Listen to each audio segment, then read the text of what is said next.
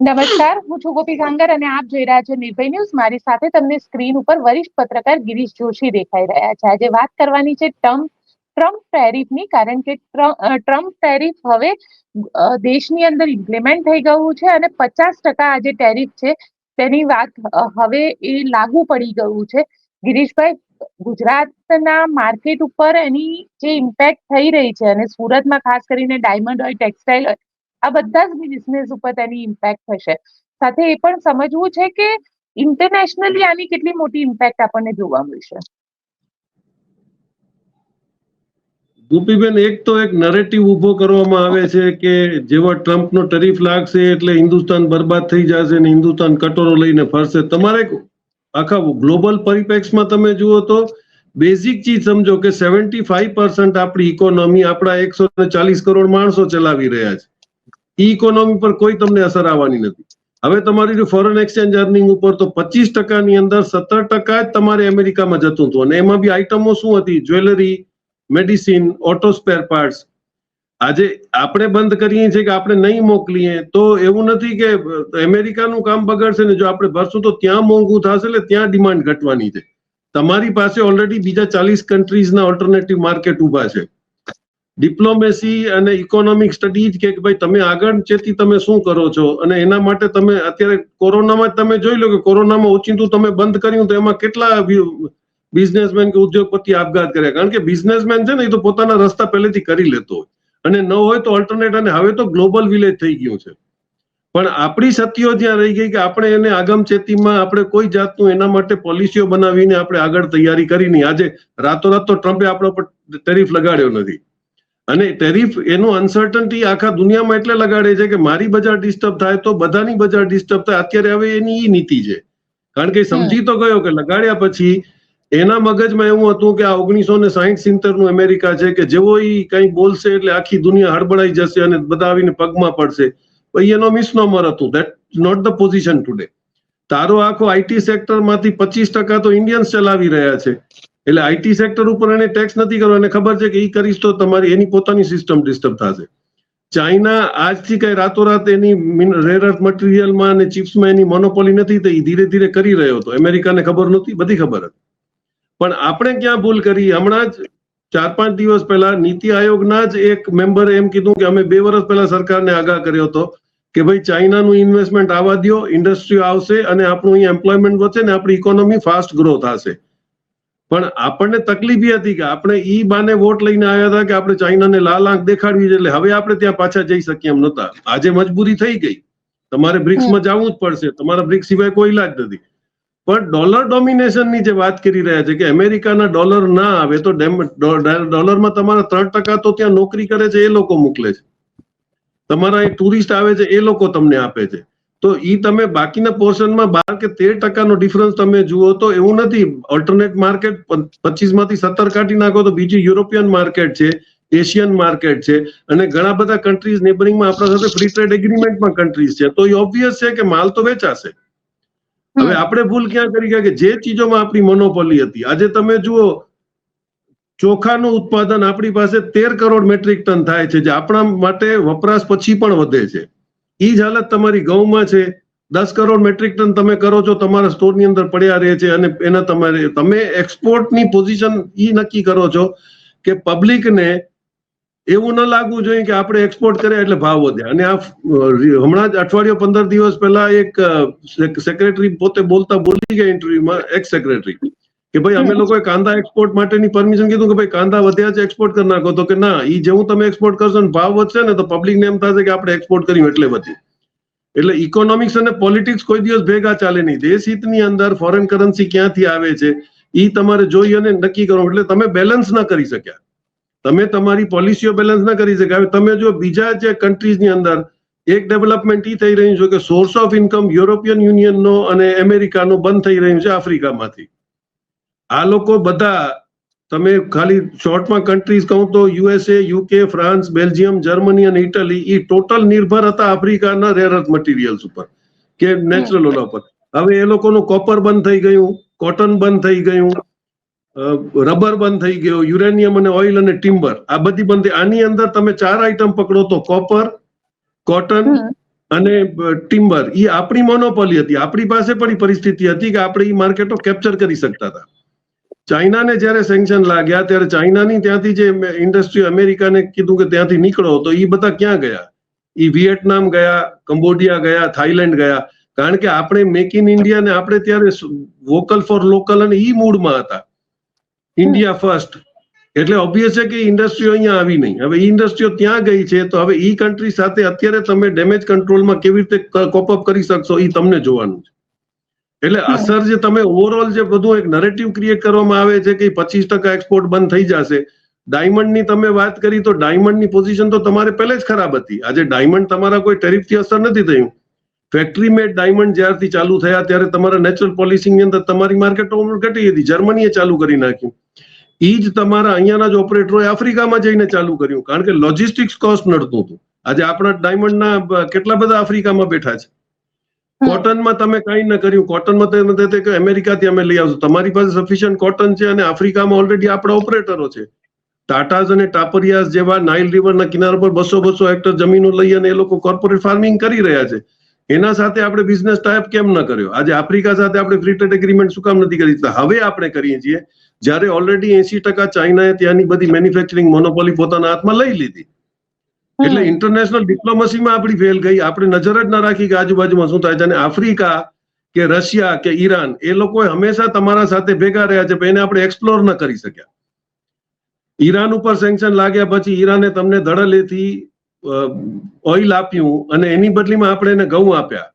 આ તો politics aside, પણ જે બી થેન્ક્સ ટુ મનમોહન સિંહ, એમણે કલકત્તાની એક યુકો બ્રાન્ચમાં એક વોસ્ટર એકાઉન્ટ ખોલાવડાવ્યો અને એ લોકોને સ્પેશિયલ પરમિશન આપી કે તમારા તેલના પૈસા અમે એની અંદર જમા કરશું અને તમને ઘઉં આવશે ડિડક્ટ કરશું. એટલે આપણે ઈ ઇકોનોમી ચલાવતા જે ડોલરમાંથી બી છૂટી ગયા, આપણે એને સ્વિફ્ટમાંથી છૂટી ગયા. આ જ પોઝિશન અત્યારે બ્રિક્સ કરવા જઈ રહ્યું છે.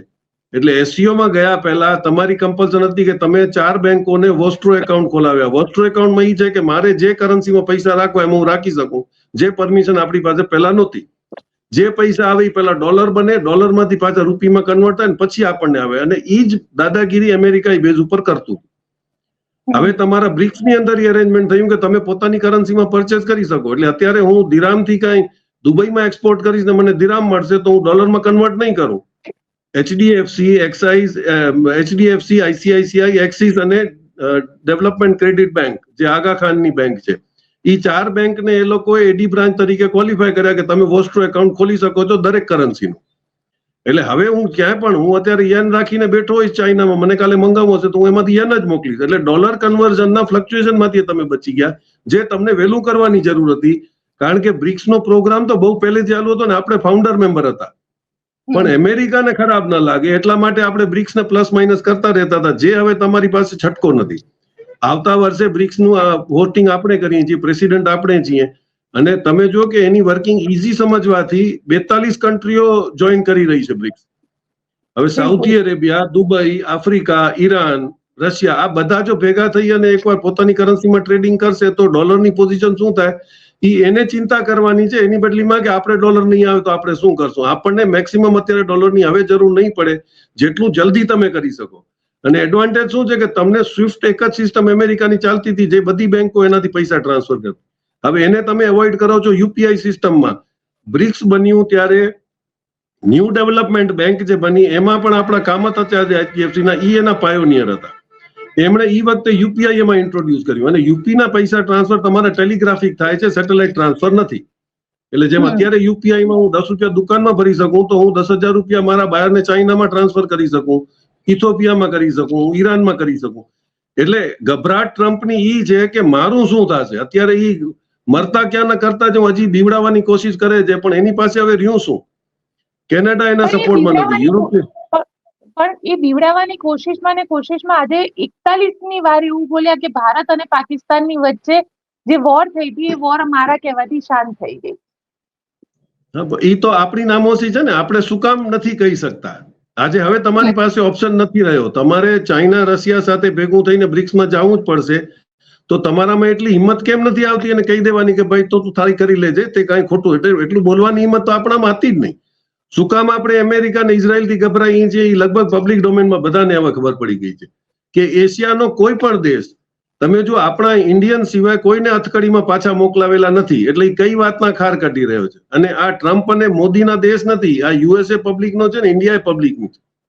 તો આપણા સિટીઝનોએ ખરેખર આની અંદર વિરોધ કરવો જોઈએ કે ભાઈ હવે તમે બોલો, નહીં તો આજે કોઈ પણ હિંમત છે કે અમેરિકાની એમ્બેસીની બહાર જાય? આજે ઓસ્ટ્રેલિયાની અંદર જેવો એ લોકો ડિક્લેર કર્યું કે અમે પેલેસ્ટાઇનની ફેવરમાં આવીએ છીએ, તો 5 લાખ માણસો ઇઝરાયલ એમ્બેસીની બહાર જઈને મોરચો કર્યો કે ભાઈ તમે ખૂન કરવાનું બંધ કરો. છે આપણામાં હિંમત કે આપણે અમેરિકન એમ્બેસીની બહાર જઈને કહી શકીએ? નહીં. શું કામ? કારણ કે હજી પણ આપણે દબાયેલા મહેસૂસ કરીએ છીએ. શું કામ? એ એમને પોતાને ખબર હશે. પણ ઇકોનોમિકલી અત્યારે તમારા પાસે લાસ્ટ ઓપોર્ચ્યુનિટી. એનું એક કારણ કહી દઉં કે ચાઇનાનો મોટામાં મોટો ડ્રોબેક એક જ છે કે વન ચાઇલ્ડ પોલિસી જે એને 10 કે 20 વર્ષ પહેલા કરી હતી, અમારે એને નડી રહી છે. કારણ કે એનો જે હવેનો લોટ છે એ 40 વર્ષ પછીનું ઉપર આવશે. તો એશિયાની અંદર જો કોઈ સૌ યંગેસ્ટ કન્ટ્રી જો 35 ને 30 ની એજમાં હોય તો ઇન્ડિયા છે. આપણો લેબર ચાઇનાના કમ્પેરિઝનમાં સસ્તો છે. હવે એ ડેમોક્રેટિક ડિવિડન્ડનો આપણે લાભ કેટલો લઈ શકીએ એ આપણા પોલિટિકલ વિલ ઉપર રહેશે. ઇકોનોમિસ્ટો તો રાડો નાખે જ છે કે ભાઈ અત્યારે તમે કોમ્પ્રોમાઇઝ કરીને જે બી થતું હોય તમે ઇન્વેસ્ટમેન્ટ લાવવાની કોશિશ કરો. અને તમે જોઈ રહ્યા છો કે જ્યારથી આપણે બ્રિક્સનો રવૈયો થોડો પકડ્યો છે ત્યારથી પાકિસ્તાન અમેરિકાને વાલું થઈ ગયું છે. એટલે અમેરિકાની પરિસ્થિતિ 1880 થી આનું એક જ કામ છે કે દરેક બળુકા કન્ટ્રીની બાજુમાં એક નબળો ગોતવો, એને ચડાવવો, એને હથિયાર આપવા અને એને ડિસ્ટર્બન્સ કરાવવાનું. પણ હવે થિયરી જૂની થઈ ગઈ છે, એના પર આપણે નજર રાખવી પડશે. આપણે સીઝ ફાયર કર્યો એ જ મોટામાં મોટી કમજોરી હતી. અને કદાચ ટ્રમ્પને એવું થઈ ગયું કે હવે કદાચ બ્રિક્સની અંદર સૌથી કમજોર કડી ઇન્ડિયા છે. બ્રાઝિલ નથી તૂટતું, રશિયા નથી તૂટતું, ચાઇના નથી તૂટતું, સાઉથ આફ્રિકા નથી તૂટતું. તૂટવા માટે કોણ રહ્યું? આપણે રહ્યા. અને આપણે એવું રિએક્શન દેખાડ્યું કે આપણે ગભરાઈએ છીએ, એટલે એનો એને લાભ દીધો છે.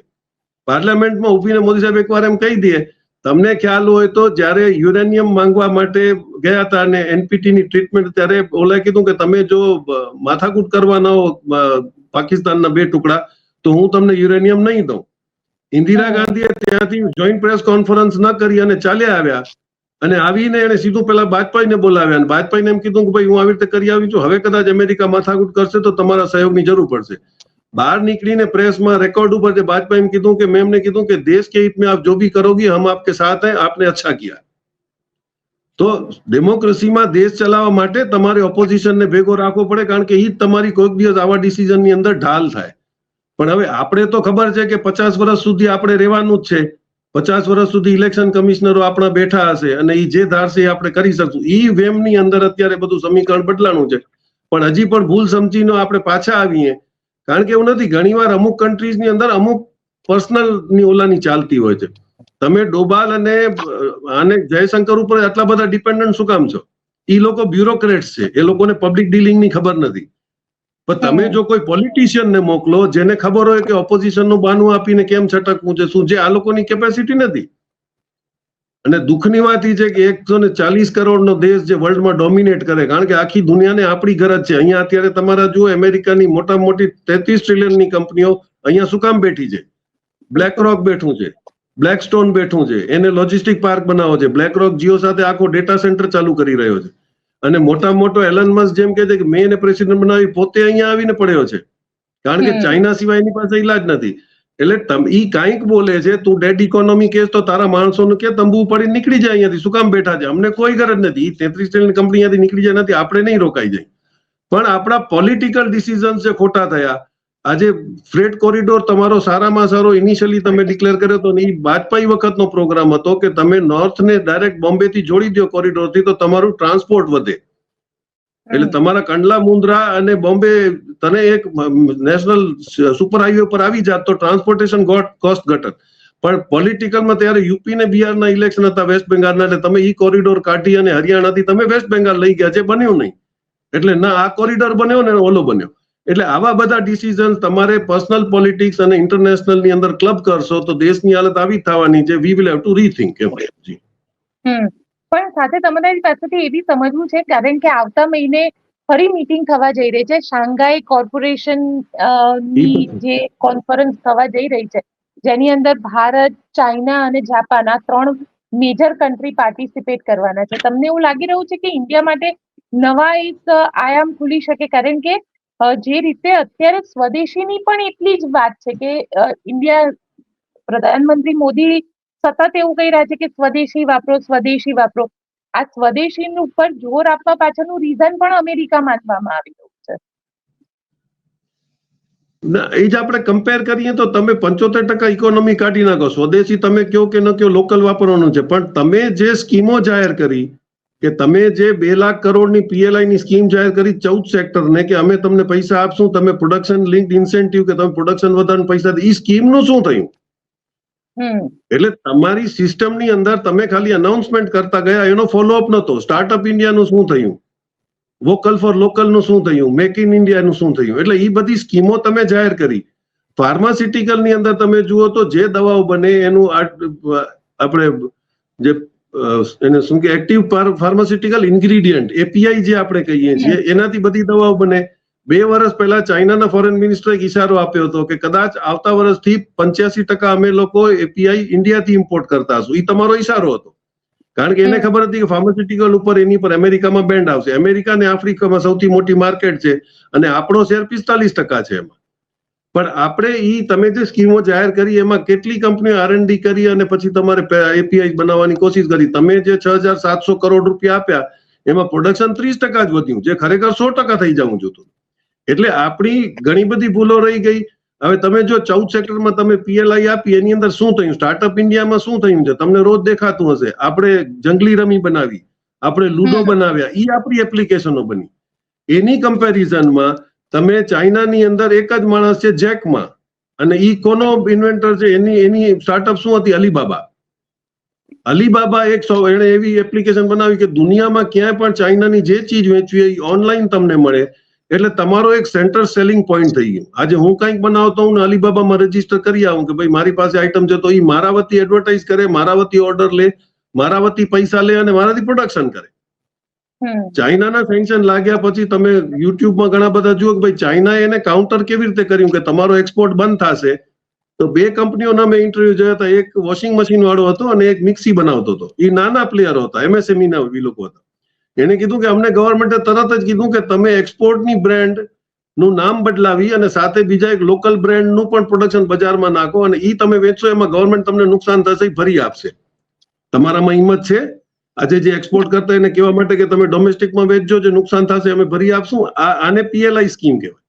તમે લિંક્ડ ઇન્સેન્ટિવ જ્યાં સુધી નહીં આપો, અનાજ તમે સરપ્લસ છે, તમે એક્સપોર્ટ કરવાની તમારામાં જીગર નથી, અને બાકીનું જે તમે વેચો છો, આજે 80 કરોડ ને મફત અનાજ દેવાથી કઈ થવાનું નથી. તમારે એમને પૈસા આપવા પડે. જ્યાં સુધી કન્ઝ્યુમરના ખિસ્સામાં પૈસા નહીં આવે, એ ખરીદી નહીં કરે. તમને ઓલાને ઘઉં નથી ખાવા, એમને મફત ઘઉં આપશો તો નહીં ખાય. એના કરતા તમારે એને કેશ બેનિફિટ આપવો હતો કે ભાઈ જે લઈ આવે. આજે સાઉથના ઘઉં નહીં ખાય, નોર્થના ભાત નહીં ખાય, તો તમારે આ બધી સ્કીમો જે તમે જાહેર કરો છો એની પાછળ તમારા કેટલા લેભાગુ અને લાભ થઈ રહ્યા છે એ તમે જોવા જોઈએ. આપણે ગુજરાતમાં જ જોઈ રહ્યા છીએ કે રોજ તમને એન્ટી કરપ્શનના કેસ મળે છે કે એક માણસ પાસે 300 કરોડની પ્રોપર્ટી નીકળી. તો આ બધું આજ રાતોરાત નથી એમણે ક્રિએટ કરી, એ વખતથી ક્રિએટ કરી રહ્યા હતા. APMC ની તમે જમીનો વેચી નાખી, મળતિયાઓને. હવે તમે એમ કહો છો કરપ્શન થયું. મોટામાં મોટો બેકબોન આઝાદી પછી જો આપણું ચાલુ થયું તો એ હતું ITI. આજે 6 મહિનાના, વર્ષના વેલ્ડરના, ટર્નરના, પ્લમ્બરના જે કોર્સિસ થતા હતા, એવી 7,000 માંથી તમે 1,500 બાકી બધી તમે એને પ્રાઇવેટ કરી નાખી. અને પ્રાઇવેટ લોકો ITI શું કામ લીધી? કે એ વખતે ગામની વચ્ચોવચ્ચ બહુ સારા પ્રાઇમ લોકેશનની અંદર ITI હતી. તો પછી ધીરે ધીરે છોકરાઓને ઇન્કલ્કેટ કરવાના બંધ કર્યા, કોર્સ ન વધારે, એટલે છોકરા ના આવ્યા. એટલે પ્રોપર્ટી અત્યારે તમે તપાસ કરો તો 80% પ્રોપર્ટીઓ બિલ્ડરો પાસે નીકળી ગઈ. એટલે આપણી નીતિ અને નિયત જો સાફ નહીં હોય તો આપણે ઇકોનોમિક્સ ઉપર ડિસ્કશન કરવાનો મતલબ જ નથી. કરનારની નીતિ જ્યાં સુધી સાફ નહીં થાય, આપણે ઘણા બધા પ્લાનિંગ કરશું, આપણે સજેશન્સ આપશું, પણ કરનારમાં નીતિ ને નિયમ સાફ હશે તો દેશભક્તિ એને કહેવાશે. કે ચાઇનાને હમણાં હાલમાં જ અમને એક આફ્રિકામાંથી એક જણાને મેસેજ મળ્યો હતો. ઈ આફ્રિકન એન્જિનિયરો ત્યાં એક ટેન્ડર ભરતા હતા. ટેન્ડર એમનો સેકન્ડ લોએસ્ટ હતું. એટલે તરત જ એના માણસે નીકળીને ત્યાં એમ્બેસી વાળાને ફોન કર્યો કે ભાઈ આટલો શોર્ટ પડે, અમે શું કરીએ? એ કે એને ત્યાં દીધું કે તમે લોઅર થઈ જાઓ, તમને જે નુકસાન થશે ચાઇનીઝ ગવર્મેન્ટ તમને કરી આપશે, પણ એ ટેન્ડર આપણને લેવો છે. આ સ્પિરિટ હોવી જોઈએ. તમે તો ધારાવી અડાણીને દેવા માટે તમે L&T જેવી કંપનીને ડિસ્કોલિફાય કર્યો કે ટેકનિકલી વાયબલ નથી. આ આપણી નીતિઓ છે, આ આપણી નિયત છે. એટલે અનલેસ વી આર ફેર, આપણે આખા બધી ઇન્ડસ્ટ્રીઓને દેશની અમ્બ્રેલા નીચે લાવીને બધાને એમ કહેશું કે ભાઈ કોમ્પિટિશન કરો અને કમાવો તો થાય. નહીં તો બાકી જો તમે ડાલાવાલા કે બધું મારા મિત્રોને દઈ દઉં તો ધીસ ઇન્ડિયા કેનોટ ગ્રો. તમે કહી રહ્યા છો કે આવી રીતે ગ્રો નહીં કરી શકાય, તો હવે સરકાર પાસે કઈ રણનીતિ હોવી જોઈએ? કારણ કે જે રીતે આખી સિસ્ટમ અને યુએસ એક્સપોર્ટ પર અત્યારે ટેરિફ વોરની ચર્ચા છે, ઇન્ડિયા પાસે પોટેન્શિયલ ખૂબ છે, પણ બીજી કન્ટ્રીઝની અંદર ઇન્ડિયાના રિલેશન ડેવલપ નથી થયા, અને એના માટે હવે ઇન્ડિયાએ આગળ શું કરવું પડશે? નહીં, તમે જો તો આ લોકોની થિંકિંગની અંદર બહુ કન્ઝર્વેટિવ થિંકિંગ હતું કે ભાઈ જ્યારે આપણે આવ્યા સત્તામાં ત્યારે એમ થયું કે ભાઈ ચાઇના, રશિયા અને ઈરાન ને બધા બળુકા થાય છે તો આપણે ઇઝરાયલના રોલમાં આવી જાય. ઇઝરાયલ એકલો બેઠો હતો અને એટલી બધી માર્કેટિંગ કરી કે જેમ વિશ્વગુરુ હતો ઈ, અને અરબ કન્ટ્રીઝ બધા એનાથી બીએ છે. પણ સમીકરણો ક્યારે બદલાય તમને ખબર નથી. તમને એમ હતું કે જેવા અમે અમેરિકાની બાજુમાં જાશું તો ચાઇના અને રશિયા આપણને કહેશે કે ભાઈ તું અહીંયા રહેવા દે, શાંતિ રાખ, તું આપણો પડોશી છો. ઈ બન્યું નહીં, કારણ કે ચાઇના અને રશિયા તો 2008 થી વેલ પ્રિપેર્ડ હતા કે અમેરિકન ઇકોનોમીને કેમ ખલાસ કરવી છે, અને વ્યવસ્થિત કર્યું એને. આજની તારીખમાં કોઈ પણ તમારી ઈવી વ્હીકલ કે એરક્રાફ્ટ કે રોકેટ ચાલશે નહીં જ્યાં સુધી ચાઇના તમને સેમિકન્ડક્ટર્સ નહીં આપે કે ચિપ્સ નહીં આપે. તો એ તમને ખબર છે નહીં, વાસ્તવિકતા છે, તમે એને ડિનાય નહીં કરી શકો. એ વખતે તમને ચાઇનાએ કીધું હતું કે ભાઈ અમે તમને આપી દે, પણ આપણે વટમાં રહ્યા તો એ બધી ઇન્ડસ્ટ્રીઓ તાઇવાન ચાલી ગઈ. આજે તાઇવાનની મોનોપોલી છે. અને ચાઇના ક્યાં આગળ જઈ રહ્યું છે કે આજે આપણે ટાટાઝને એમ કહીએ કે ટાટા ધોલેરામાં ઇન્ડસ્ટ્રી નાખશે સેમિકન્ડક્ટરની પહેલી, પણ તમને ટેકનિકલી ખબર છે કે 28 નેનોમીટર્સની તમે ચિપ નાખી રહ્યા છો, જ્યારે ચાઇના અને તાઇવાનને એ લોકો 2 અને 3 નેનોમીટર સુધી પહોંચી ગયા છે. એ લોકોએ મચ્છર જેટલા રોબોટ્સ બનાવવાના શરૂ કરી દીધા છે, અને આપણે હજી પણ 28 નેનોમીટર્સ ને એમ ગણી જાણે આપણું બહુ મોટું એચિવમેન્ટ છે. તો તમે જે સ્ટાર્ટઅપ ચાલુ કર્યા એને આ જુગારીઓને ગેમ્સ આપવા માટે અને બધું ધર્મને ઉપાડ કરવા કરતા તમારે આ લોકો પર કોન્સન્ટ્રેટ કરવું હતું. એવું નતું કે આપણી પાસે નતું, આપણી પાસે ઘણા બધા હોશિયાર એન્જિનિયરો બેઠા છે, પણ આપણે એને સ્ટ્રીમલાઇન ન કરી શક્યા. એ આપણી બદનસીબી હતી. જી હા, બિલકુલ ગિરીશભાઈ, કારણ કે જે રીતે હવે ટ્રમ્પ ટેરિફ લાગી ચુક્યો છે અને ટેરિફ વોરની જે શરૂઆત થઈ છે એની અંદર હવે ઇન્ડિયા શું લેશે એની ઉપર આપણે ચર્ચા કરતા રહીશું. પણ આજે આપ અમારી સાથે જોડાયા તેના માટે આપનો ખૂબ ખૂબ આભાર.